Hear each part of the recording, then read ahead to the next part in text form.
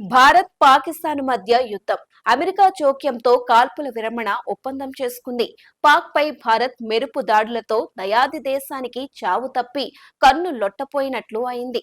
దీని నుంచి తేరుకునే లోపు పాకిస్తాన్ కు మరో బిగ్ షాక్ తగిలింది.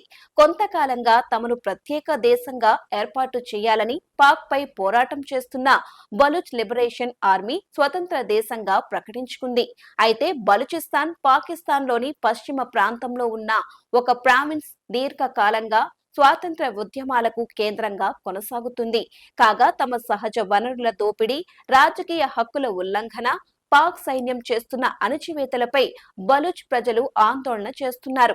తమ హక్కుల కోసం బలూచ్ లిబరేషన్ ఆర్మీ ఈ ఉద్యమంలో ప్రముఖ సాయుధ సంస్థగా కొనసాగుతుంది. ఇది పాకిస్తాన్ సైన్యంతో పాటు మౌలిక సదుపాయాలపై దాడులు చేస్తూ స్వతంత్ర బలూచిస్తాన్ కోసం పోరాటం చేస్తుంది.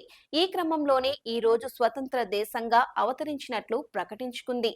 అలాగే నూతన ప్రభుత్వ ఏర్పాటుకు తాము కసరత్తు చేస్తున్నామని క్వెట్టాలో కొత్త పార్లమెంటుకు ఫోటోలు, జాతీయ చిహ్నం, జాతీయ గీతానికి సంబంధించిన వీడియోలను బలూచిస్తాన్ రిలీజ్ చేసింది. అలాగే భారత్ సహా ఇతర దేశాలు తమ కొత్త బలూచిస్తాన్ దేశానికి వచ్చి ఎంబసీలను ఏర్పాటు చేయాలని కోరింది.